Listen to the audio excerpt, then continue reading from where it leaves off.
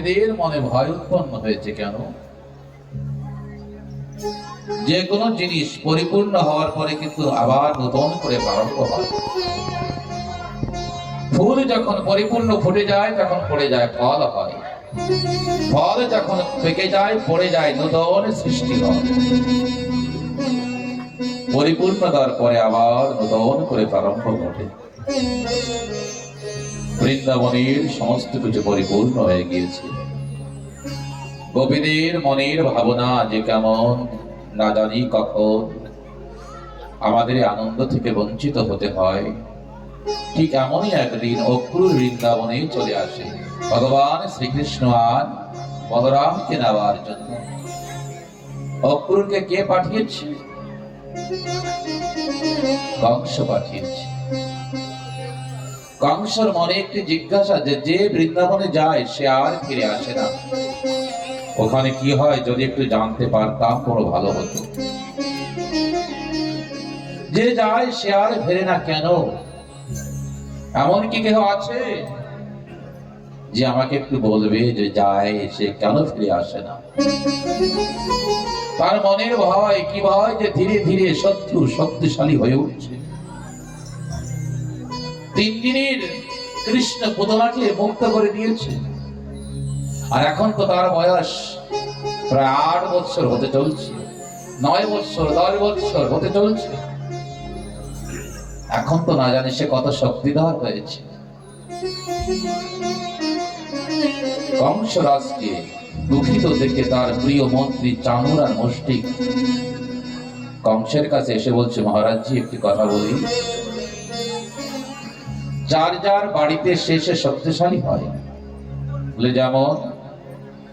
বলে যেমন আপনি মথুরা মণ্ডলে শক্তিমান, বৃন্দাবনে গেলে আপনি শক্তিহীন হয়ে যায়। এর একটি কারণ রয়েছে, কংস সমস্ত অসুরদের পাঠাচ্ছে, নিজে কেন যাচ্ছে না? কংস একবার বৃন্দাবনে গিয়েছিল, বৃন্দাবনে যাওয়ার পরে তখন নারী রূপে রূপান্তরিত হয়, মেয়ে হয়ে যায়। কিছুক্ষণ পরে জানতে পারে আমি মেয়ে হয়ে গিয়েছি। তখন ভগবান শঙ্করের কাছে যখন প্রার্থনা করেছে, ভগবান শঙ্কর প্রকট হয়ে তাকে আশীর্বাদ দিয়েছে যে তুমি আবার পুরুষ হয়ে যাও। তবে হ্যাঁ, দ্বিতীয়বার যদি তুমি বৃন্দাবনে আসো আর যদি দ্বিতীয়বার তুমি নারী রূপে রূপান্তরিত হওয়ার, কিন্তু তোমাকে কেউ পুরুষ করতে পারবে না, এই একটি কথা। দ্বিতীয়ত আমার যত বরদান সব নষ্ট হয়ে যাবে, তোমার যত বীরত্ব, যত শক্তি, যত যা কিছু আছে সব নষ্ট হয়ে যাবে। তার জন্য কংস দ্বিতীয়বার আর কখনো বৃন্দাবনে যায়নি বৃন্দাবনে। আজ চাঁদুর আর মুষ্টিক ডেকে বলছে, এক কাজ করো না, ওরা আপনি যেমন বৃন্দাবনে গেলে শক্তিহীন হয়ে যান, ওরাও যদি মথুরা মণ্ডলে আসে শক্তিহীন হয়ে যাবে, কারণ এটি আপনার রাজ্য কিনা। বলে হ্যাঁ, এ তো ঠিক, তাহলে কি করা যায়? বলে শঙ্কর যে ধনুক দিয়েছে আপনাকে, সেই ধনুষ যজ্ঞের আয়োজন করুন, সমস্ত দেশে সমাচার দিন এখানে মল্লযুদ্ধের আয়োজন হোক। শুনেছি কৃষ্ণ বলরাম মল্লযুদ্ধ জানে, তাই তাদেরকে মল্লযুদ্ধ আহ্বান করবে। এক যোদ্ধাকে আর যোদ্ধার আহ্বানকে কেউ করতে পারে না, তাকে আসতেই হয়। তা মল্ল মঞ্চে যখন আসবে তখন তাকে পরাজিত করে আমরা আপনার যে ভয়, মৃত্যু ভয় নষ্ট করে দেব। বড় সুন্দর কথা। কাকে পাঠাই? অক্রূরকে পাঠানো। অক্রূর বৈষ্ণব চূড়ামণি। অক্রূর মনে মনে জানতো ভগবান একদিন না একদিন আসবে। সূর্য যতই প্রতাপ নিয়ে, যতই প্রচন্ড অবস্থায়, যতই দীপ্ত তেজযুক্ত অবস্থায় পূর্বাকাশ উদ্ভাসিত হয়ে উঠুক না কেন, যতই সে জীবনে, যতই সে মধ্যম আকাশে তার কাণ্ডবতা প্রকাশ করে পৃথিবীকে ত্রাহিমাম করুক না কেন, একদিন সেই প্রচন্ড মাত্র সূর্যকে পরাজিত হয়ে অস্তমিত হতে হয়, অস্তমিত হতে হয়। তাই কংসকে একদিন অস্তমিত হতে হবে, সেদিন কৃষ্ণচন্দ্র আসবে। আর যখন জেনেছি, কি জেনেছি, ভগবান পৃথিবীতে এসে গেছে, তখন তো একবার না একবার সে আসবে। তাই আমি মথুরা ছেড়ে কোনো প্রকারে বাইরে যাব না। কিন্তু আজ কংস ডেকেছে, ডেকে বলছে, অক্রূর তোমাকে যেতে হবে, অক্রূর তোমাকে যেতে হবে। অক্রুর মনে মনে আনন্দ পেয়েছে, আমাকে যেতে হবে। মনের আনন্দ মনের মধ্যে রেখে আজ কংসের কে বলছে, যথাজ্ঞা, আমাকে কি করতে হবে বলুন? বলে তুমি যাবে, কিন্তু কৃষ্ণ বলরামকে নিয়েই আসবে, যাও। তাই অক্রুর ধীরে ধীরে বৃন্দাবনের দিকে রওনা করেছে প্রভাত বেলায় রথখানা নিয়ে। ধীরে ধীরে কোথায় মথুরা থেকে বৃন্দাবনের দিকে প্রবেশ করেছে। যখন মথুরার বাউন্ডারি সমাপন হয়ে গিয়েছে, মথুরার সীমানা সমাপ্ত হয়ে গেছে, বৃন্দাবনের সীমানা প্রারম্ভ হয়েছে, রথ থেকে নেমে বৃন্দাবনের মাটিকে প্রণাম করে অক্রুর ধীরে ধীরে চলছে। কত ভাগ্য আমার, আজ আমি জগৎ বন্ধুকে দর্শন করতে পারবো, জগৎপতিকে দর্শন করতে পারবো। তাই ধীরে ধীরে এগিয়ে চলতে কিছু দূর যেতে যেতে দেখে কি সাপ বাদিক থেকে ডান দিকে যাচ্ছে। শুভ সমাচার, যাত্রাকালে যদি নাগ বাদিক থেকে ডান দিকে যায় যাত্রা শুভ, যদি ডান দিক থেকে বাদিকে যায় যাত্রা শুভ। কিছু দূর যাওয়ার পরে দেখে ডান পাশে ময়ূর নৃত্য করছে, আরো শুভ। কিছুদিন যাওয়ার পরে সে রাস্তা ভুলে গেছে, কারণ মনে মনে কৃষ্ণর চিন্তা করতে করতে তন্ময়তা এমন হয়ে গেছে, কোন দিকে চলে গেছে সে জানে না। কয়েকবার রাস্তা ভুলে গেছে। একবার চলতে চলতে ভগবানের চরণ চিহ্ন দর্শন করেছে, সেই চরণ চিহ্নকে প্রণাম করেছে। প্রণাম করে সেই চরণ চিহ্নের যে ধূল সমস্ত গায়ে লেপন করেছে, সমস্ত গায়ে মাখিয়েছে। আজ আনন্দ করে করে ধীরে ধীরে চলছে। সেই সকালবেলা বের হয়েছিল, সন্ধ্যা ঘোর হয়ে গিয়েছে। কোথায়? নন্দের আলয়ে পৌঁছাতে অক্রুর মনে মনে ভেবেছে, শুনেছি কৃষ্ণ আর বলরাম ভগবান যদি সত্যই ভগবান হয়, আমি যাওয়ার সঙ্গে সঙ্গে কাকা বলে যদি আমার কোলে ওঠে, বুঝবো সে ভগবান। যখনই অক্রুর রথ থেকে নেমেছে, ঘর থেকে দৌড়ে এসেছে কৃষ্ণচন্দ্র আর বলরাম। দৌড়ে এসে বলছে, কাকা কাকা বলে তার দু কোলে লাফিয়ে উঠেছি, আর বলছে তুমি এত দেরি করলে কেন কাকা? তখন অক্রুর ভাবে বিভোর হয়ে গিয়েছে। এমনি তো অক্রুর সমস্ত দিন তার আনন্দশ্রী বর্ষণ হতে হতে রয়েছে, আজ তার আনন্দ পরিপূর্ণতায় পৌঁছেছে। তাই কৃষ্ণ আর বলরামকে আলিঙ্গন করে ভাবছে, কত জনম সার্থক, কত জনম তপস্যা করেছিলাম, তাই এই রূপ দর্শন করেছি, আমি এই রূপের সান্নিধ্য পেয়েছি। নন্দ বাবার সঙ্গে দেখা হয়, যশোমতীর সঙ্গে দেখা হয়, এই দীর্ঘ প্রায় বহু বৎসর পরে, 10 বৎসর আর প্রায় 16-17 বৎসর পরে আজ প্রথম দেখা। কথোপকথন বেশি হতে পারেনি, সেবায় বসেছে। সেবা করতে করতে কে বলেছে? অক্রুরজি বলেছে, তোমরা কি জানো, তোমরা কি জানো মথুরা নগরে অনেক বড় আয়োজন হচ্ছে? বলে কিসের? বলে যজ্ঞের। কি যজ্ঞ? ধনুর যজ্ঞের। বলে কেন? বলে কংস যে দিগ্বিজয় করেছে, কংস যে শঙ্করের কাছ থেকে ধনুক পেয়েছে, তাকে সকলেই ভয় পায়, সকলে সর্বত্র জয় জয়কার। তাই সেই শঙ্করের আশীর্বাদ স্বরূপ সেই ধনুককে সামনে রেখে যজ্ঞ করেছে, সমস্ত পৃথিবীর লোক সেখানে এসেছে। তাই বৃন্দাবনকে নিমন্ত্রণ করতে পাঠিয়েছে।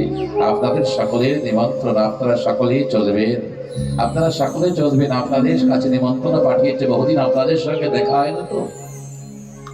বলতে বলতে শেষে বলেছি, সমস্ত ব্রজবাসীরা যাবে, নন্দ বাবা যাবে, সুনন্দ উপনন্দ যাবে, কিন্তু কৃষ্ণ বলরামকে সাথে নিয়ে যাবে। যখন শুনেছে মা যশোদার হাত থেকে খাবারের থালা পড়ে গেছে, বলছে না না না না, আমি কৃষ্ণ বলরামকে পাঠাবো না। কৃষ্ণ বলরামের জন্য আমি এখানে নিশ্চিন্তে ঘুমাতে পারি না। রাত্রে স্বপ্ন দেখি যেন কংস এসেছে আমার কৃষ্ণকে ধরার জন্য।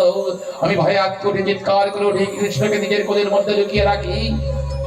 যেখানে আমি কংসের ভয়ে গোকুল ছেড়েছি, কয়েকটি জায়গা ছেড়েছি, শেষে এসে কোথায় এই নন্দ আলয়ে বসবাস করছি, আমি তাকে পাঠাবো না। যখন এই কথা বলেছে, কৃষ্ণচন্দ্র কান্না শুরু করে সরে করেছে আর বলছে, মা তুমি আমাকে সত্যি ভালোবাসো না? তুমি বাহানা দিচ্ছ যে আমাকে বাইরে যেতে দেবে না। আসলে কথা তো এই, আমি যেন বাইরে না যাই। আমার বয়স এতদিন হয়ে গেছে, আমার বয়স প্রায় 11 বৎসর হয়ে গেছে, আমি কখনো বৃন্দাবনের বাইরে যাইনি। তাই তুমি আমাকে বৃন্দাবনের বাইরে পাঠাবে না। তুমি চাও না আমি আনন্দে থাকি, তুমি চাও না আমি আনন্দ পাই, আর তুমি চাও যে আমি সবসময় এখানে কষ্ট করি। যখন এই কথা বলেছে, নন্দরানী দৌড়ে এসে কৃষ্ণকে বলছে, না রে বাবা, আমি সব সহ্য করতে পারি, তোমার চোখের জল সহ্য করতে পারি না। তুমি যাও, যাও মেলা দেখতে যাও, দুটো তিনটে দিন আমি নয় কৃষ্ণকে ছড়াই থাকবো। বলতে বলতে যশোমতী ঘরের দিকে চলে গেছে, আর মনে মনে ভাবছে দুটো রাত্রি আমি কেমন করে কৃষ্ণকে হারা হয়ে কাটাবো। এদিকে বলরামের মুখের মধ্যে খাবার যাচ্ছে না। বলরাম কৃষ্ণের দিকে তাকিয়ে বলছে, তুমি কত কঠোর, যে মা সরলা, যে মা শান্তা, যে মা কত সুন্দর স্নেহময়ী, তাকে তুমি কৌশল করে তার কাছ থেকে বিদায় নিয়ে নিলে কৃষ্ণ। কৃষ্ণ বলরামের দিকে তাকিয়ে ইশারা করে বলছে, তুমি কিছু বলো না দাদা, আমি মায়ের কাছ থেকে আদেশ নিতে পারবো না, মায়ের আদেশ না পেলে আমাকে যে যাওয়া হবে না। বলরাম আর খেতে পারেনি, আসতে উঠে গেছে। কৃষ্ণচন্দ্রেরও খাওয়া হয়নি। যা হোক, সকাল বেলায় সকলে যাওয়ার জন্য প্রস্তুতি নিয়েছে। গোপীদের কাছে সমাচার চলে গেছে, সমস্ত গোপীগণ একত্র ভাবছে কৃষ্ণ তো যাবে। বৃন্দাবনের আকাশ থেকে আনন্দের রূপ কৃষ্ণচন্দ্র যে চন্দ্রমা কাছে উঠেছিল, সমস্ত জীবনের জন্য অস্তমিত হয়ে চলছে, তাই তাকে রাখা যায় কিনা দেখতে হবে। গোপীগণ বহু সময় ধরে মন্ত্রণা করেছে, কিন্তু কোনো কিছু সমাধান আসেনি। তাই সকলেই মিলে চলেছে রাধার কাছে। রাধা রানীর কাছে গিয়ে বলছে, রাধে, বলে বলো কৃষ্ণচন্দ্র যে আগামী দিন মথুরায় যাচ্ছে।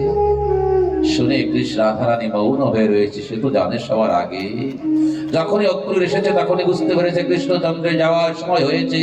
এই যমুনার পাশে গিয়ে বসে আছে, যমুনার দিকে তাকিয়ে বলছে, যমুনে, কাল থেকে তোমার আমার একই অবস্থা হবে। হয়তো জীবনের প্রথম প্রভাতে তুমি কাউকে ভালোবেসেছিলে, হয়তো তুমি তোমার ভালোবাসার মানুষকে হারিয়েছো, তুমি তোমার জীবন বন্ধুকে হারিয়েছো, তাই তোমার চোখের জল পরবর্তীকালে এই ধারা রূপে প্রকট হয়েছে এবং হতে হতে নদীর রূপে রূপান্তরিত হয়েছে তুমি।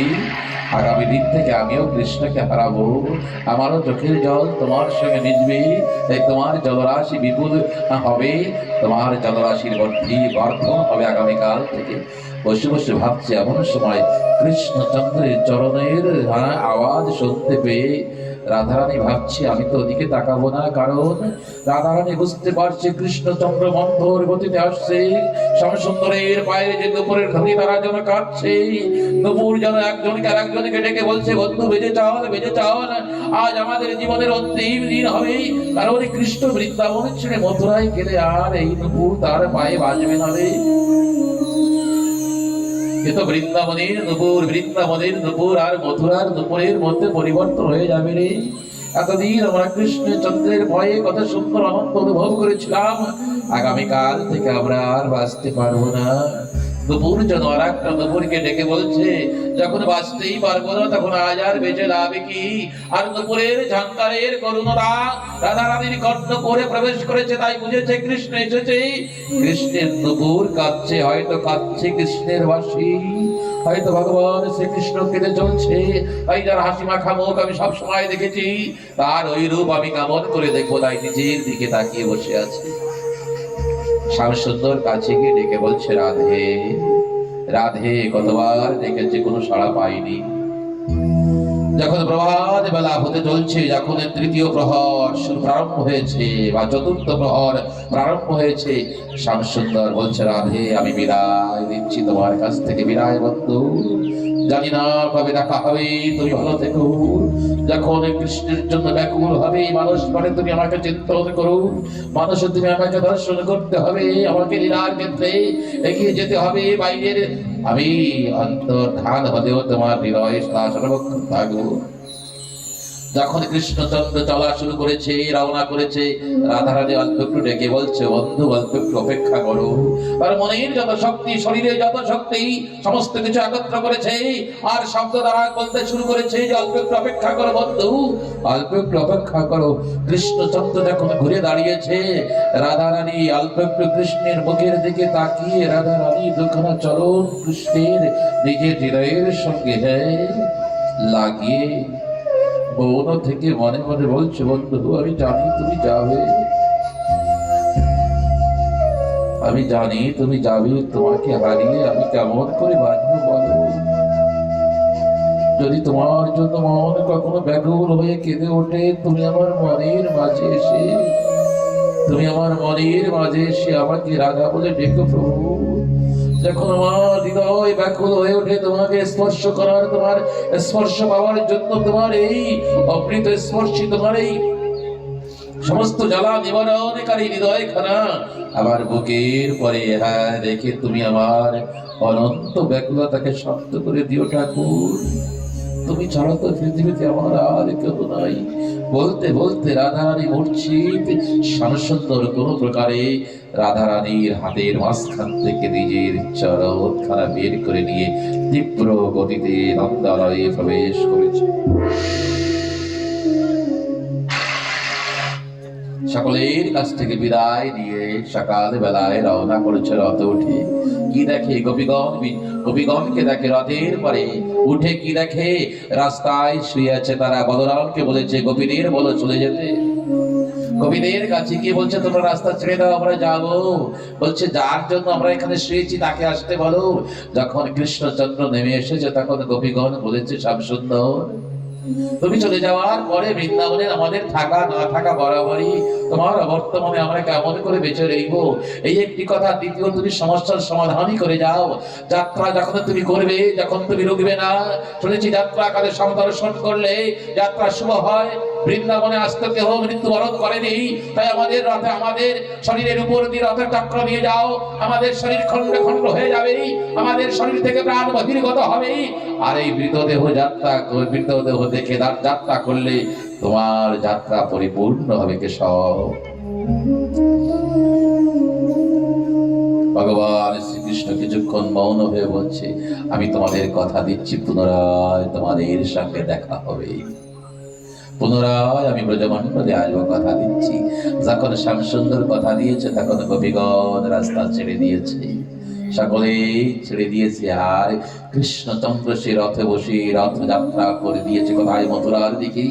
কিছু দূর যখন গিয়েছে দেখে কোথাও দূরে একটি মূর্তি দাঁড়িয়ে রয়েছে যমুনার পাশে। সে আর কেউ নয়, রাধারানী হাত উঠিয়ে বলছে বিদায় বন্ধু, বিদায় বন্ধু। শ্যামসুন্দর একবার তাকিয়ে আর দ্বিতীয়বার তাকায়নি, বলছে রাধে রাধে তোমার কাছে আমি ঋণী হয়ে রইলাম, আমাকে ক্ষমা করে দিও। যদ্যপি আমি গীতায় বলেছি যে যথামাম প্রপদ্যন্তে তাংস্তথাইব ভজম্যহম, কিন্তু আমি তোমাদের কাছে তোমাদের মতো হয়ে থাকতে পারবো না। বিদায় হতে কতদিন বলেছিলাম না ভগবানের কে কাঁদতে দেখেছি কখন বৃন্দাবনে, ভগবানকে কাঁদতে দেখেছি ভাগবতে।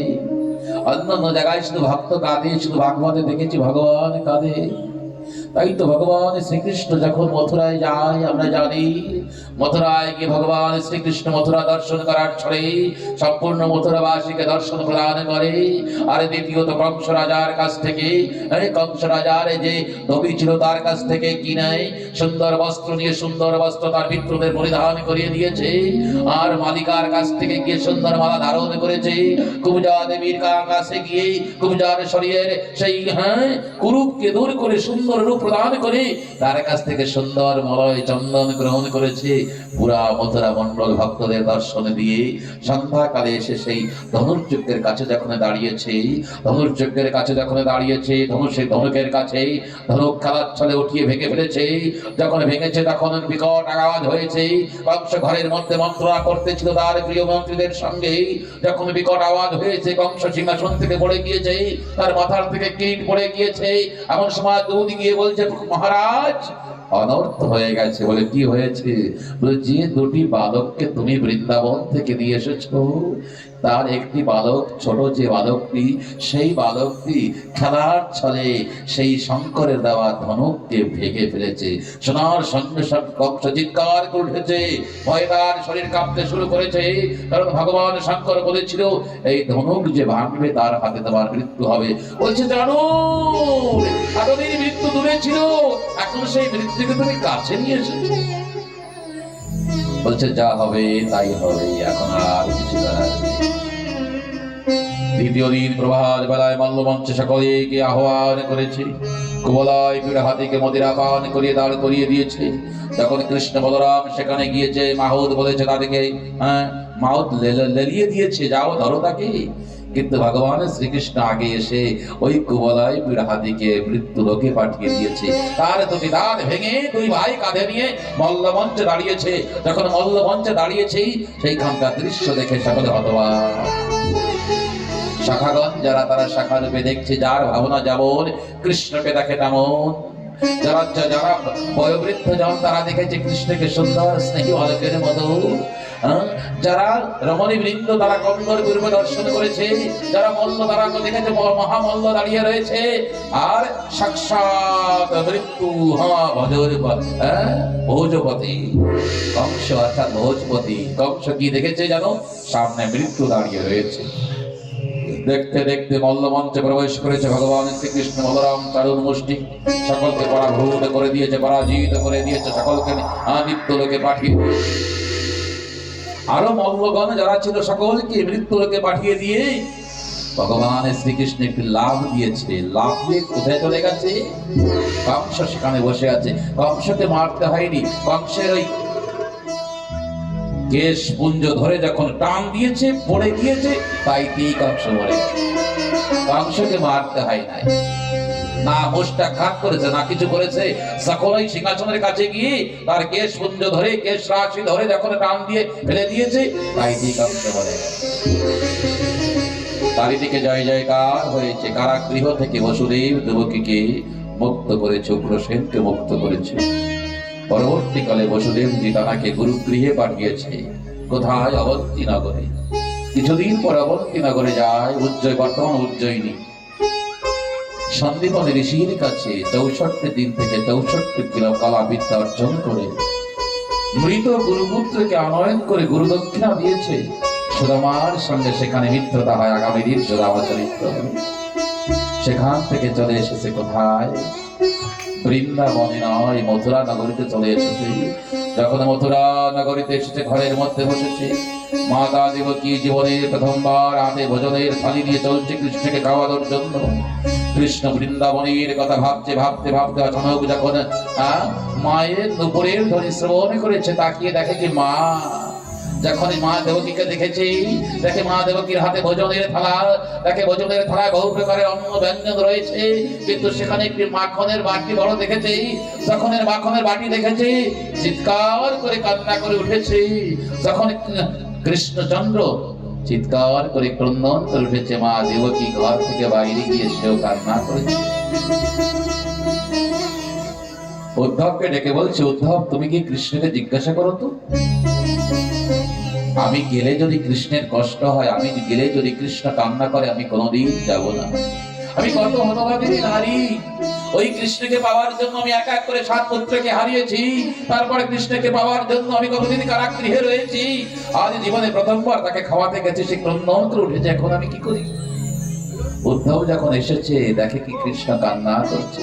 কৃষ্ণের মাথায় হাত দিয়ে বলছে, বন্ধু কেন কান্না করছো তুমি? ওই হতভাগিনী নারী জীবনে প্রথমবার তোমাকে খাওয়াতে এসেছে, তুমি কি বোঝো না তার মনের কষ্ট? ভগবান শ্রীকৃষ্ণকে মৌন থেকে বলছে, উদ্ধব তুমি মাকে ডাকো,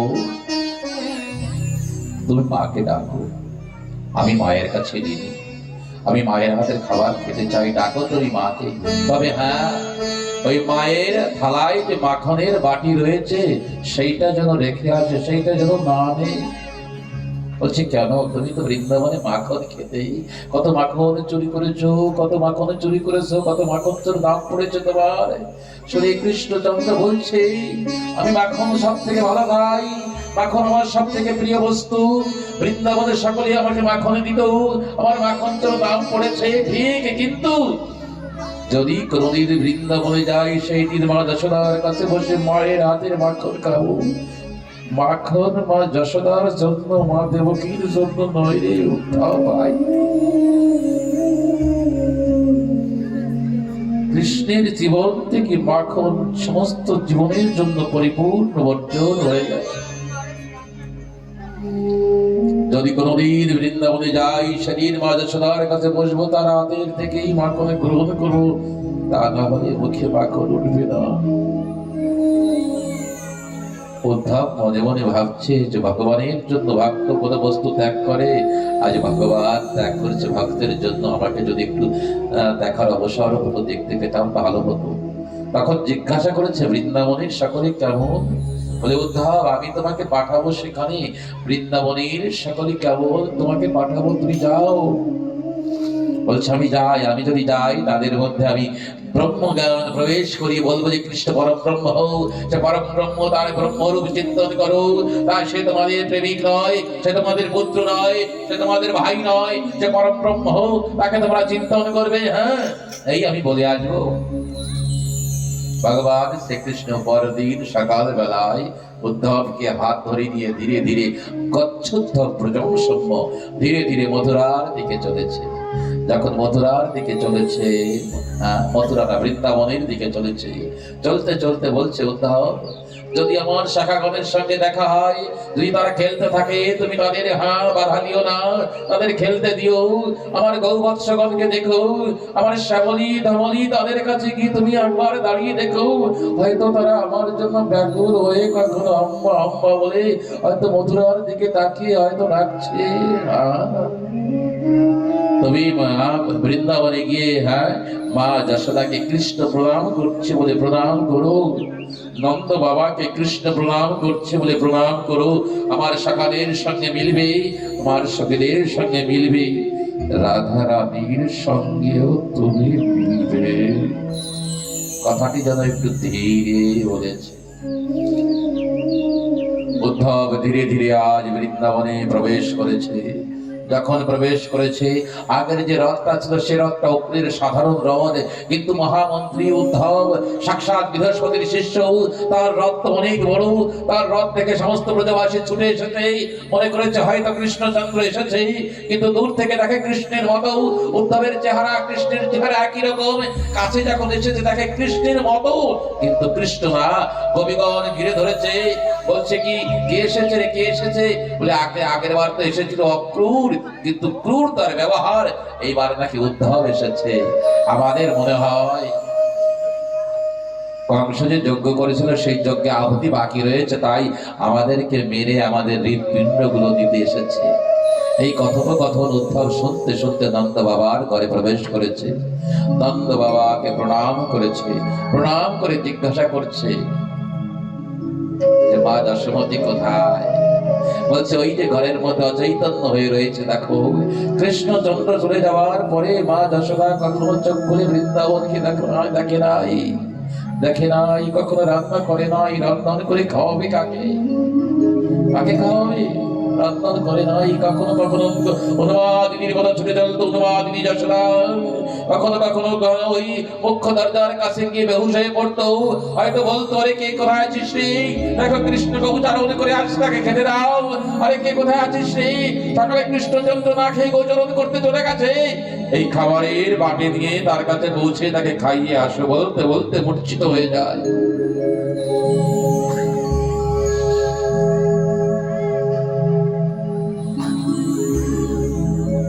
নন্দ বাবা পাশের বাড়ি থেকে দুধ দিয়ে চাউল সিদ্ধ করে এনে তাই খেতে দিয়েছে। বাড়িতে রান্না তো হয় না, দুধের মধ্যে কিছু চাউল দিয়ে পায়েস না, দুধের মধ্যে কিছু চাউল দিয়ে তাই সিদ্ধ করে এনে উদ্ধবকে খেতে দিয়েছে। উদ্ধব ওই খেয়েছে। এখন নন্দ বাবা একটু ধীরে বলছে, উদ্ধব একটি কথা বলি, কৃষ্ণচন্দ্র কখনো কি আমাদের কথা মনে করে? তোমাদের কৃষ্ণচন্দ্র কখনো কি আমাদের কথা মনে করে? এই প্রথমবার উদ্ধব বলছে মনে করে। মনে জানো নন্দ বাবা, কৃষ্ণচন্দ্র ঘুমের ঘরে মা বলে চিৎকার করে ওঠে, ঘুমের ঘরে বাবা বলে চিৎকার করে ওঠে, দেবকীকে দেখার সঙ্গে সঙ্গে যশোদা বলে চিৎকার করে ওঠে। তোমরা কত ভাগ্যবান যে কৃষ্ণের মতো পুত্র তোমাদের। হে নন্দ বাবা, তোমরা কৃষ্ণকে পুত্র গান ছেড়ে দাও। কৃষ্ণ পুত্র নয়, কৃষ্ণ তো সাক্ষাৎ পরমেশ্বর ভগবান, সে তোমাদের কাছে এসেছিল। যখন এই কথা বলেছে তখন নন্দ বাবা বলছে অপেক্ষা, একটু দাঁড়াও দাঁড়াও দাঁড়াও, কি বলছো তুমি? কৃষ্ণ ভগবান কোথায়? কৃষ্ণ ভগবান যে পরম ব্রহ্ম, যে ভগবান, তার তো ক্ষুধা থাকে না, তার তো ভয় থাকে না, তার তো ক্রন্দন থাকে না। আমি দেখেছি সে কাঁদে, যখন ক্ষুধা লাগতো তখন কান্না করতো, যখন যশোদা তাকে রাগ করতো তখন সে ভয়ে দৌড়াইতো। তার তো কোনো কর্তব্য থাকে না। দেখেছি কৃষ্ণচন্দ্র আমার পাদুকা মাথায় করে নিয়ে গেছে কোথায়? মাঠের মধ্যে। সে তো পরম ব্রহ্ম হতে পারে না। তবে গর্গাচার্য বলেছিল নারায়ণের মতো গুণ তার মধ্যে থাকবে। হ্যাঁ, এমন বলেছিল, অনেক সময় তার গুণ দেখেছি, অনেক সময় তার গুণ দেখেছি আমরা। যখন যখন বিপদ এসেছে, যখন যখন বিপদ এসেছে, তখন তখন দেখেছি যে তার সেই শক্তি, তার সামর্থ্য, তার প্রেম, তার সমর্পণ ভাব। তখন বলছে না, সে পরম ব্রহ্ম, সে পরম ব্রহ্ম, সে পরম ব্রহ্ম। যখন বলেছে, নন্দ বাবাকে বলছে তোমাকে প্রণাম নন্দ বাবা, তুমি কত ভাগ্যবান। তখন নন্দ বাবা বলছে, উদ্ধব তুমি মূর্খ, তুমি বুদ্ধিহীন। আমি জানতাম তুমি বৃহস্পতির শিষ্য, তুমি বুদ্ধিমানে বৃহস্পতির মতোই, কিন্তু কোথায় কেমন করে কথা বলতে তুমি জানো না। কারণ বৃদ্ধ বয়সে, অর্থাৎ আমি 80 বছর বয়সে কৃষ্ণকে পেয়েছিলাম। এখন আমার বয়স কত বৎসর? এখন আমার বয়স কত বৎসর? আমার বয়স 91-92 বৎসর আমার বয়স। 91-92 বৎসর বয়সে কৃষ্ণের মতো পুত্র যদি হারিয়ে যায়, সে বাবার কি অবস্থা হতে পারে? দ্বিতীয়ত, এখন জানলাম সে পরম ব্রহ্ম ছিল। বলো উদ্ধব, এই বয়সে, এই বৃদ্ধ বয়সে যদি কেহ ভগবানকে হারায় আর কৃষ্ণের মতো পুত্র হারায়, তখন তার কি অবস্থা হয়? তুমি বলো উদ্ধব। তুমি এমন দুর্ভাগ্যপূর্ণ ব্যক্তিকে ভাগ্যবান বলছো কোন অধিকারে? কোন অধিকারে বলছো তুমি? তুমি কোন অধিকারে বলছো ভাগ্যবান? এই বারবার যখন কথা বলছে, এমন সময় নন্দরানী চৈতন্য ফিরেছে। নন্দরানী চৈতন্য যখন ফিরেছে, জানেন, দুখানা হাত ওই মাটিতে আঘাত করছে। যখন আঘাত করছে, দুজনে গিয়ে দেখে দুখানা হাত কেটে গেছে, কারণ যা কাজে চুরি ছিল ভেঙে গেছে। বলছে, নন্দরানী তুমি কি করছো? কারণ বারবার কৃষ্ণের কথা বলছে, বারবার কৃষ্ণের কথা বলছে। তার জন্য ওই কৃষ্ণের শব্দ বারবার যখন কানে গিয়েছে, তার চৈতন্য ফিরেছে। চৈতন্য ফিরে গেছে। যখন চৈতন্য ফিরেছে আর শুনছে সমস্ত কথা, যে কৃষ্ণ ভগবান ছিল, কৃষ্ণ পুত্র ছিল না, কৃষ্ণ ভগবান ছিল, তখন থেকে বলছে, উদ্ধব তুমি কেন কিছুদিন পূর্বে আসনি? কেন তুমি 2 বছর পূর্বে আসনি? কেন তুমি 4 বছর পূর্বে আসনি? তুমি যদি 2 বছর 4 বছর পূর্বে আসতে, তাহলে বুঝতে পারতাম যে কৃষ্ণ ভগবান। তাহলে একদিন তাকে ভগবান বলে সেবা করতাম, একদিন তাকে আরতি করতাম, একদিন পঞ্চামৃত দিয়ে তার অভিষেক করতাম। তুমি তখন এসেছো যখন ভগবান আমাদের কাছ থেকে চলে গেছে। উদ্ধব জানো আমি হাতকে কেন সাজা দিচ্ছি? আমি তো জানতে পারি নাই সে ভগবান, আমি জানতে পারিনি ভগবান। তাই অল্প একটু দুধ দই নষ্ট হওয়ার জন্য আমি এই হাত দিয়ে তাকে বেঁধেছিলাম। এই হাত দিয়ে ওই দিন যদি আমি তাকে না বেঁধে ফেলে রাখতাম, সে অপরাধ যদি না করতাম, হয়তো সে বৃন্দাবন ছেড়ে কোনোদিন যেত না। এই হাতের জন্য আমি আমার কৃষ্ণকে হারিয়েছি, আমি তোমার ভগবানকে হারিয়েছি। এখন আমি কি করি? অপরাধ হয়ে গেছে। বলতে পারো এই অপরাধের সাজা কি করলে হবে? কি করলে কৃষ্ণ কাছে আসবে? এমন কোন কিছু কৃষ্ণ পাঠিয়ে দিয়েছে যে কর্ম করলে, যে অপরাধ করলে, যে প্রায়শ্চিত্ত করলে কৃষ্ণ ফিরে আসতে পারে? এমন কিছু সে বলে নাই।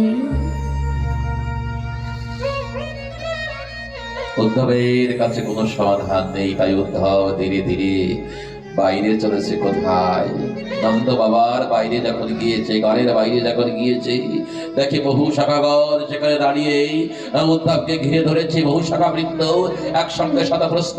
কেউ জিজ্ঞাসা করছে কৃষ্ণকে আমাদের কথা মনে করে, কেউ বলছে কৃষ্ণকে বৃন্দাবনের কথা মনে করে, কেউ বলছে কি কৃষ্ণকে কখনো আমাদের গল করে নাম ধরে ডাকে, কেউ বলছে যমুনার কথা কি মনে করে, কেউ বলছে যমুনার কথা কি মনে করে, কেউ বলছে সমাধি ধামনির কথা কি বলে, কেউ বলে দত্ত বাবার কি কথা কি বলে।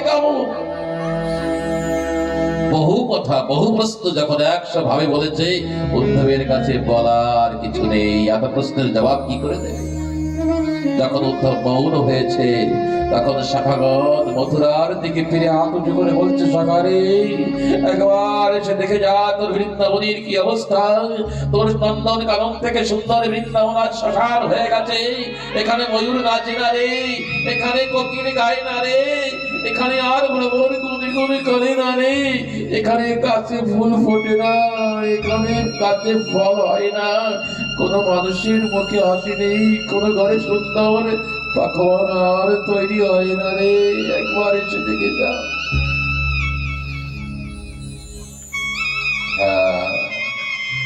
উদ্ধব আজ ব্যাকুল চিত্তে ধীরে ধীরে যমুনার দিকে চলছে। যমুনার দিকে চলছে, কত বিয়োগ ভরা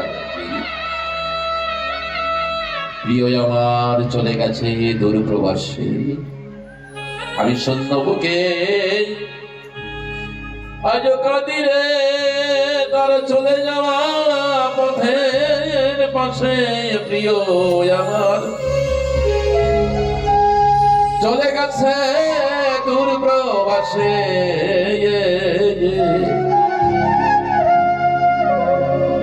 চোখের জলে শেষ নিবেদন রেখে গেছে আমার সদন। মনের বেদনে না হলো তা বলা, ও আমি আজ আশা পথ যাই, তার বিরহে গীতি গাহি। আর কি ফিরে আসবে পথ ভোলা, আমি আজ বসি বকুল তলা।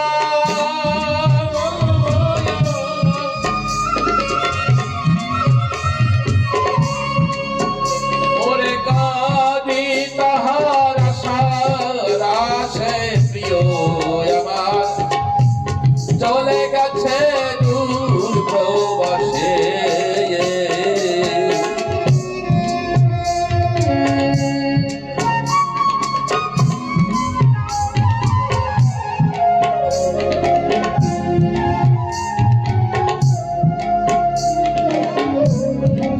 আশা ছিল বাধিবতায়, জড়াইয়ে দুই বাহুলতায়। হলো যেন সরমে এক বাধা, ও আমি বাধা পেয়ে গুলো মানে। কত ব্যথা পেলাম মনে, হলো না মোর মিলনে গীতি সাধা।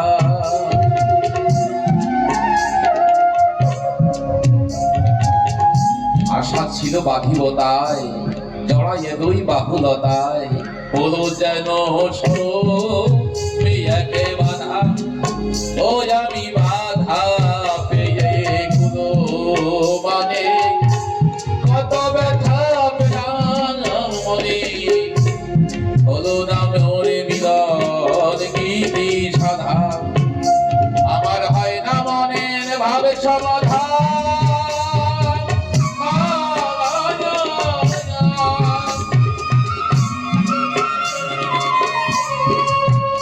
আমি আজ কাঁদি ব্যাকুল পিয়াসে। প্রিয় আমার চলে গেছে দূর প্রবাসে।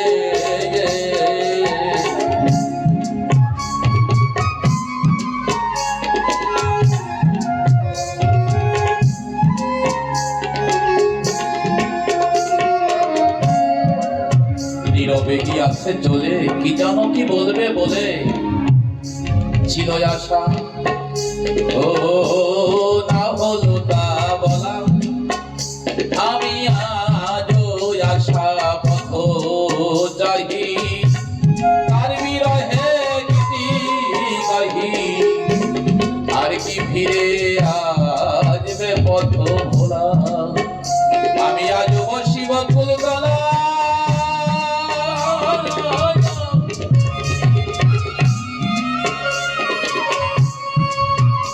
আমি কাঁদি তাহার আশার আশে। প্রিয় আমার চলে গেছে দূর প্রবাসে।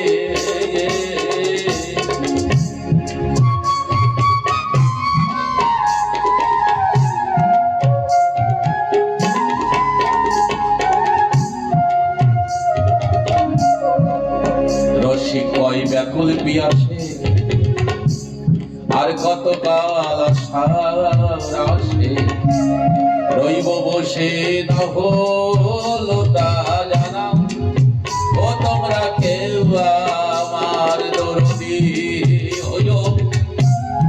হাত ধরিয়া নিয়ে যেও যে দেশে মোর বন্ধুর ঠিকানা।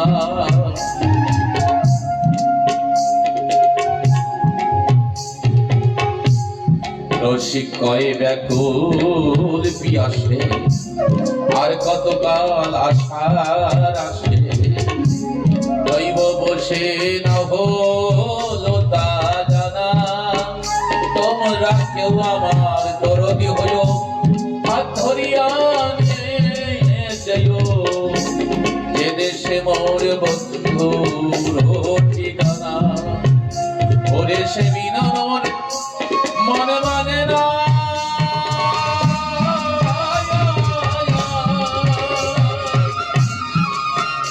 আমি আজও কাঁদি ব্যাকুল পিয়াসে, প্রিয় আমার চলে গেছে দূর প্রবাসে। আমি শূন্য বুকে আজও কাঁদি,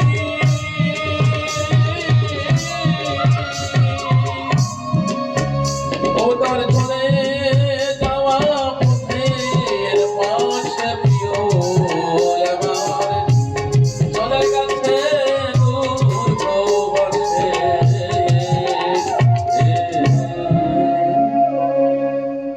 উদ্ধব একটু আগে এগিয়ে গিয়ে কি দেখেছে, যে রাস্তা দিয়ে কৃষ্ণচন্দ্র চলে গিয়েছিল অনেক গোপীগণ সেই রাস্তার পাশে গিয়ে বসে আছে আর ভাবছি যদি কৃষ্ণ আসে, যদি কৃষ্ণ আসে, যদি কৃষ্ণ আসে। জানেন আজও পর্যন্ত বৃন্দাবনের মানুষ সেই রাস্তা দিয়ে চলে না, যে রাস্তা দিয়ে অক্রূর বৃন্দাবনে নিয়ে গিয়েছিল কৃষ্ণকে, বৃন্দাবনের মানুষ সেই রাস্তায় চলে না, যেই রাস্তা দিয়ে অক্রূর কৃষ্ণকে নিয়ে গিয়েছিল। এই রাস্তা তোর যদি নির্মাণ না হতো, কৃষ্ণ বৃন্দাবন চলে যেত না। ওই অভিশপ্ত রাস্তা দিয়ে ব্রজবাসী চলে না। উদ্ধব কিছু দূর চলে যাওয়ার পরে ওই বিভিন্ন ব্যাকুল গীত শুনতে শুনতে নিধুবনের পাশে গিয়েছে। যখন নিধুবনের পাশে গিয়েছে দেখে কি সখী অঙ্কে হেম বাবু রসনায় আবাস, পানিদল ধরাতল শেষ দশাদশ। অনন্ত মনে হয় অনেক সখীগণের মাঝে এক তপ্ত কাঞ্চন বর্ণী দেবী ভূতলে পতিতা রয়েছে, তার হাত মাটির উপরে পড়ে রয়েছে। উদ্ধব বুঝতে পেরেছে রাধারানী। দূর থেকে রাধারানীর কাছে গিয়ে রাধারানীকে মনে মনে প্রবেশ করেছে, কারণ এই উদ্ধব যে জ্ঞানের প্রতিবিম্ব, জ্ঞানের প্রতিমূর্তি। বৃন্দাবনে সেই প্রেমের বাতাস লেগে উদ্ধবের জ্ঞানে কোথায় চলে গেছে কেউ জানে না। উদ্ধব বুঝতেই পারছিল যে আমি জ্ঞানী, উদ্ধব বুঝতেই পারছিল যে আমি বৃহস্পতির শিষ্য। উদ্ধবের কাছে কোনো প্রশ্ন নেই, তার মুখে কোনো বাক্য নেই। মনে হচ্ছে মা সরস্বতী তার জিহ্বা থেকে অন্তর্ধান হয়ে গেছে, তার মুখে কোনো কথা আসছে না। ভুলে গেছে যে কোনদিন কিছু পড়েছিল কিনা। তাই ঐশ্বরের দেশের মানুষ তো রাধারানীর কাছে যেতে ভয় পাচ্ছে, দূর থেকে মনে মনে প্রণাম করছে। রাধারানী ওই মূর্ছিত অবস্থায় কি দেখছে, কৃষ্ণচন্দ্র যেন একটা কালো ভ্রমরকে পাঠিয়েছে রাধারানীর কাছে, রাধারানীর মান ভঞ্জন করার জন্য। রাধারানী মূর্ছিত অবস্থায় বলছে, রে ভ্রমর তুমি আমার কাছে আসবে না, রে ভ্রমর তুমি আমার কাছে আসবে না।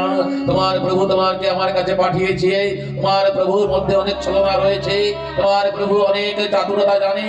আমি যখন তাকে আমার কাছে আসতে দিতাম না, তখন অনেক কৌশল করে অনেক সুন্দর কথাবার্তা বলে সে আমার মন জয় করে নিত। তাই তোমাকে শিক্ষা দিয়ে সে তোমাকে আমার কাছে পাঠিয়েছে, কিন্তু আমি আর বুঝতে পারছি না তোমার প্রভু যেমন ছল করেছে তুমিও তেমন ছল শিখেছো, তাই তুমি আমার কাছে এসো না। উদ্ধবের মনে যে যে ভাবনা হয়েছে সেই ভাবনা রাধারানী বুঝতে পেরেছে আর বলতে শুরু করেছে। এটাকে ভ্রমর গীত বলা হয়। বহু সংবৎসরী ভাবি ভ্রমর গীতের পরে কিছু বলবো, কিন্তু ভ্রমর গীতকে আর কিছু বলা হয় না। কিছুক্ষণ পরে কৃষ্ণ কৃষ্ণ কৃষ্ণ কৃষ্ণ বলতে বলতে রাধারানীর মূর্ছা দশা কেটে গিয়েছে। উঠেই বলছে, উদ্ধব তুমি আসো, কৃষ্ণচন্দ্র তোমাকে পাঠিয়েছে, আসো উদ্ধব। যখন উদ্ধব কাছে এসেছে, রাধারানী বারবার কৃষ্ণকে দেখছে, কৃষ্ণকে দেখছে, কৃষ্ণকে মানে উদ্ধবকে দেখছে। কিছুক্ষণ পরে বলছে, তোমার প্রভু বুঝি ভালো আছে তাই না? আমাদের কথা কি মনে করে বলো? তার এখন তো সে রাজকুমার। এতদিন তো জানতাম ব্রজ রাজকুমার, এখন জানি সে কে, বসুদেবের পুত্র এখন জেনেছি। কিন্তু এখন মথুরায় থেকে সে আমাদের কথা মনে তো করে, আমাদের কথা নয়, নন্দ বাবার কথা, নন্দ রানীর কথা। যতবার বলে ততবার উদ্ধব বলে, জানো রাধারানী, জানো সখীগণ, জানো শাখাগণ, কৃষ্ণ তোমাদের কথা বারবার বলে, তোমাদের জন্য কান্না করে, মথুরার দিকে তাকিয়ে, বৃন্দাবনের দিকে তাকিয়ে সে কান্না করে। সে কৃষ্ণকে, সে বৃন্দাবনকে কেমন ভালোবাসতে জানেন। একবার যখন দ্বারকাপুরী নির্মাণ হয়, বিশ্বকর্মাকে ডেকে বলে যে আমার যে ঘরের দরজা বা জানলা যেন এই দিকে, অর্থাৎ বৃন্দাবনের দিকে না থাকে। বলে কেন কৃষ্ণচন্দ্র, কেন প্রভু? যখন আমার দরজা যদি বৃন্দাবনের দিকে খোলে, আমার জানলা যদি বৃন্দাবনের দিকে খোলে, হয়তো বৃন্দাবনের দৃশ্য আমার মনে স্ফুটে ভেসে উঠবে, আমার সমস্ত কাজ বন্ধ হয়ে যাবে। তাই আমি বৃন্দাবনকে মনে করতে চাই না, বৃন্দাবনের দিকে যেন আমার জানলা দরজা না খোলে। ভক্তের বাধ্য ভাবারাধ্য, ভক্ত কে বশ মে হ্যায় ভগবান। বৃন্দাবনের মহিমা কি? শুধু মানুষকে ভোলায় না, ভগবানকে ভুলিয়ে দেয়। উদ্ধব 8 মাস বৃন্দাবনে ছিল। উদ্ধব বৃন্দাবনে 8 মাস ছিল, কৃষ্ণকে ভুলেছিল। 8 মাস বৃন্দাবনে ছিল, কৃষ্ণকে ভুলেছিল।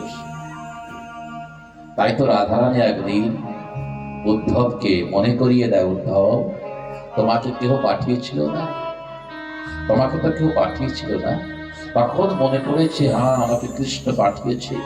বৃন্দাবনের ভূমিতে, বৃন্দাবনের মাটিতে, বৃন্দাবনের ভূমিতে যাওয়ার পরে উদ্ধব কৃষ্ণ চন্দ্রকে ভুলে গেছে, ভগবানকে ভুলে গেছে। এই বৃন্দাবনের মাধুরিমা, এই বৃন্দাবনের মহিমা। এই তো মানুষ যায়, বৃন্দাবনের মাটিতে থাকলে সব ভুলে যায় মানুষ। 8 মাস পরে আজ উদ্ধবের মনে হয়েছে, আমাকে তো সে পাঠিয়েছিল, বলেছিল কৃষ্ণ, উদ্ধব তুমি যাও, শীঘ্র গিয়ে আমার বৃন্দাবনের কথা আমাকে শোনাও। কেমন আছে আমার শাখা বৃন্দ, কেমন আছে পিতানন্দ, কেমন আছে মাতানন্দ রানী, কেমন আছে আমার শাখাগণ, কেমন আছে সখীগণ, কেমন আছে রাধারানী, কেমন শ্যামলী ধবলী, কেমন আমার নিকুঞ্জবন, কেমন নিধুবন, কেমন বংশীবন, কেমন আমার যমুনা আছে, কেমন রাধাকুণ্ড আছে, শ্যামকুণ্ড আছে। আমি যেখানে বসে বিভিন্ন প্রকার লীলা করেছি, সে স্থলগুলি কেমন, তুমি এসে আমাকে বলবে।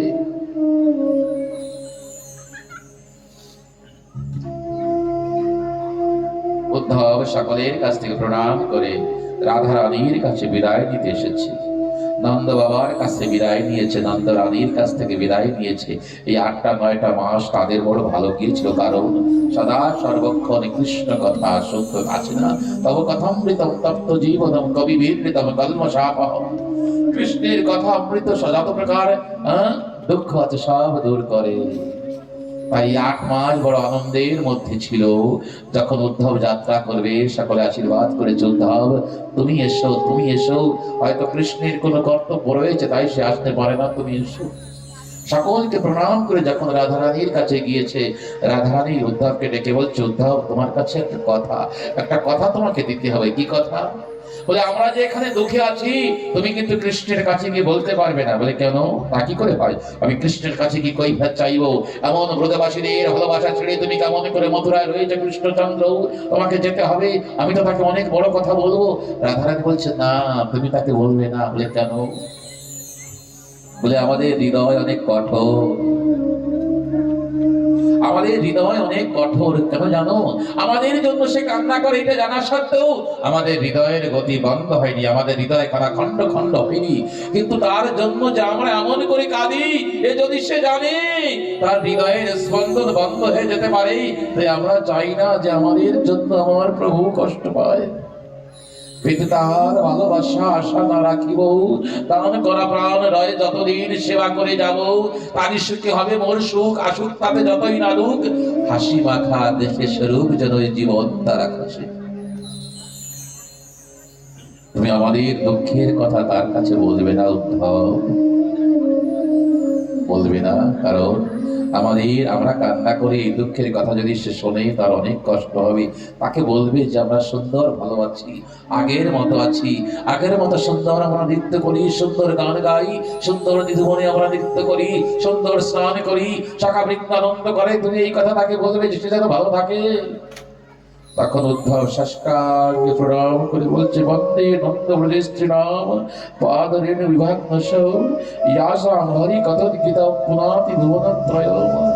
আমি বৃন্দাবনের গোপীদের বন্দনা করব, সে সামর্থ্য আমার নেই। তাই ব্রজের গোপীদের চরণকে স্পর্শ করার সামর্থ্য নেই, তাদের চরণ ধুলিকে স্পর্শ করার সামর্থ্য নেই।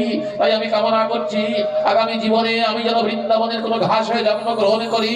আমি যদি ঘাস হয়ে জন্মগ্রহণ করি তাহলে কৃষ্ণের ভক্তির ধ্বনি শ্রবণ করি। গোপীগণ উন্মাদিনী হয়ে ছুটবে কৃষ্ণের দিকে, তাদের খেয়াল থাকবে না তাদের পা কোথায় পড়ছে। তাই ভুলবশত তাদের চরণ আমার মস্তকের উপরে পড়বে, আমার এই জ্ঞানী অহংকারী জীবন সার্থক হবে। তাই সকলকে প্রণাম করে উদ্ধব ধীরে ধীরে মথুরার দিকে রওনা করেছে। কৃষ্ণচন্দ্র প্রতিদিন ওই চিরা কোঠার উপরে বসে দাঁড়িয়ে দেখে উদ্ধব আসছে কিনা, উদ্ধব আসছে কিনা। আজ 8 মাস পরে যখন দেখে উদ্ধব আসছে, ওই চিরা কোঠা থেকে অর্থাৎ ছাদের পর থেকে নেমে দৌড় দিয়েছে উদ্ধবের কাছে। দৌড়ে এসে উদ্ধবকে আলিঙ্গন করেছে, আলিঙ্গন করেছে 1 বার 2 বার 3 বার 4 বার 5 বার। একবার এক আলিঙ্গনে মনে হচ্ছে নন্দ বাবার স্পর্শ, নন্দ মায়ের স্পর্শ, শাখা গণের স্পর্শ, সখীদের সান্নিধ্য রাধারানীর অঙ্গ গন্ধ যেন অনুভব করছে সে। কিছুক্ষণ পরে বলছে, কৃষ্ণচন্দ্র তুমি কাজ ভালো করোনি। বলছে, সে তোমাকে পরে বলবো শাখা, তাই চলো ভিতরে। বৃন্দাবনের কথা কৃষ্ণচন্দ্র দেয়ালয় ঘরের মধ্যে বারবার শ্রবণ করেছে, বারবার উদ্ধবের সামনে কেঁদেছে, বারবার উদ্ধবের কাছে বলেছে। এই বৃন্দাবনের মহিমা উদ্ধব সন্দেশ ভক্তদের হৃদয়ের ঘর। যত শ্রবণ করে ততই ভালো লাগে। একদিনের মধ্যে এত লীলা পরিপূর্ণরূপে বলা সম্ভব হয়ে ওঠে না। আমি তো পারি না, তার জন্য ভক্তদের কাছে ক্ষমা প্রার্থী। কারণ আমি যখন এসেছিলাম 4-5 জন আমাকে বলেছে, 2-4 জনে ফোনেও বলেছে, মহারাজজি আজ উদ্ধব সন্দেশ একটু শোনাবে, উদ্ধব সন্দেশ শোনাবে। আমি বলেছি উদ্ধব সন্দেশ যদি একদিন হয় তাহলে পরিপূর্ণ হয়, কারণ আজ অনেক লীলা রয়েছে। বৃন্দাবনে বিহারী লাল কি, রাজ বিহারী জি কি, ভক্তবৎসল ভগবান কি জয়। জয় শ্রী রাধেশ্বর নিতাই গৌর হরি বল। মনে ভাবি ভুলে যাব, ভোলা নাহি যায়, তব স্মৃতি জ্বালা হয়ে কাদালো আমায়। মনে ভাবি ভুলে যাব, ভোলা নাহি যায়, ভালোবাসা জ্বালা হয়ে কাদালো আমায়।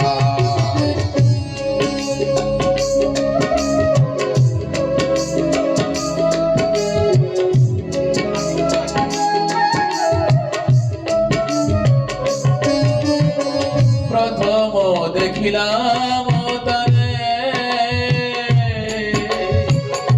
বাজিল বুকের বিনা নূতন সুরে, এক মধুর ঝঙ্কারে।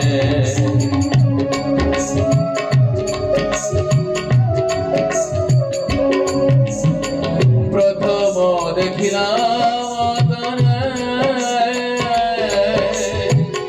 বাজিল বুকের বিনা নূতন সুরে, এক মধুর ঝঙ্কারে।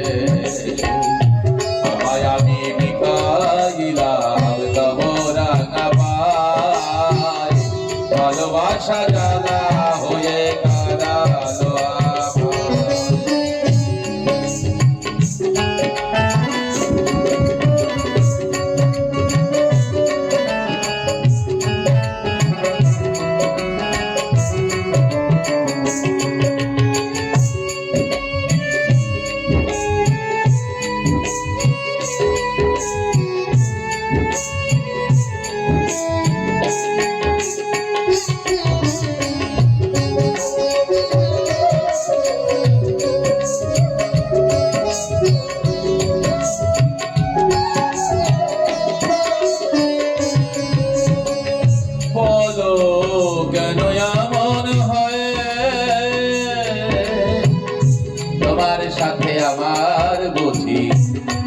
পরিচয় শুধু এ জনমে নয়।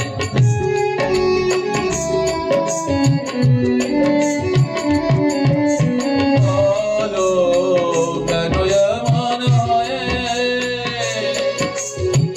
তোমার সাথে আমার বুঝি ছিল পরিচয় শুধু এ জনমে নয়। এ দেহ মন প্রাণ দিলাম তোমায়, এ দেহ মন প্রাণ দিলাম তোমায়, ভালোবাসা জ্বালা হয়ে কাঁদালো আমায়।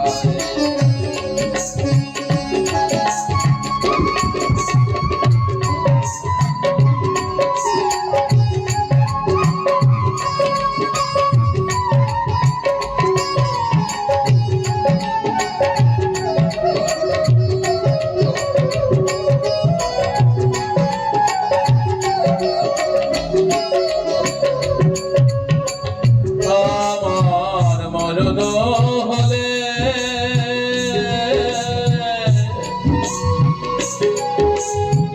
সমাধি ভরিয়ে দিও ফুলে ফুলে, ব্যথা ছাম যাব ভুলে।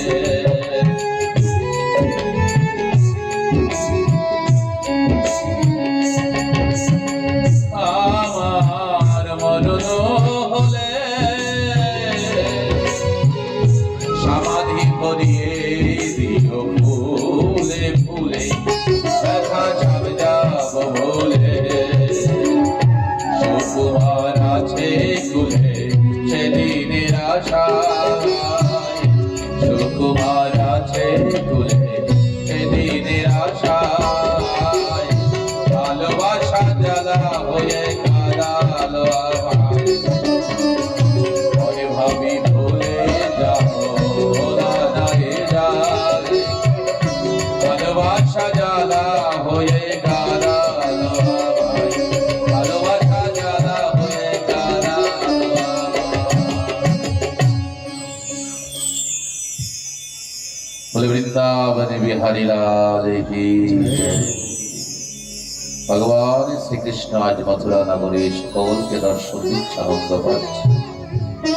অচানক বিপত্তি দেখা দিল।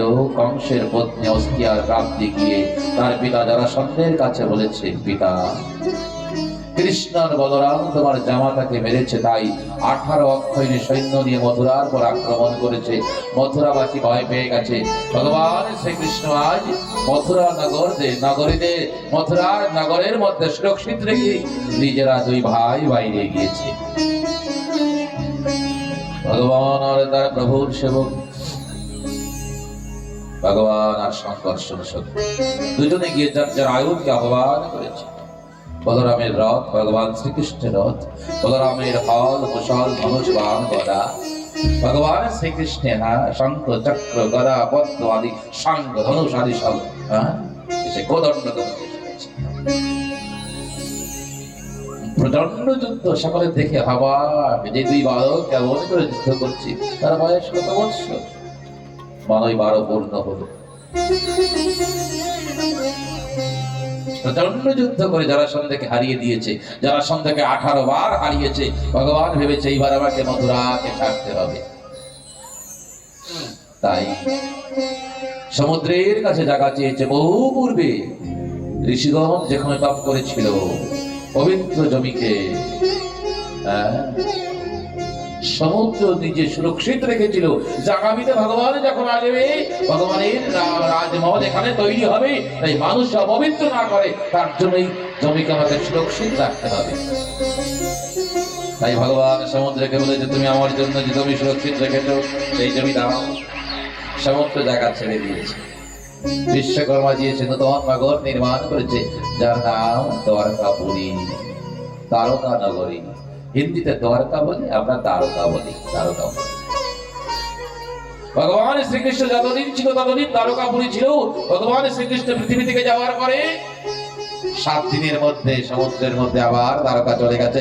এই তো সেটি পাওয়া গেছে, খুঁজে ঋষিগণ পেয়েছিল, বৈজ্ঞানিকগণ পেয়েছে। এই তো কিছুদিন পূর্বে আমাদের প্রধানমন্ত্রীজি সেই দর্শন করতে গিয়েছিল। এখন নতুন জাহাজ তৈরি হচ্ছে, চারিদিকে কাজ থাকবে, মানুষ এই পুরানো দ্বারাবতী দ্বারকা নগরী দেখতে যাবে। আমিও যাব সমুদ্রের মধ্যে সেই দ্বারকা নগরী, তাতে কত মণি মণি মাণিক্য আদি লাগানো রয়েছে।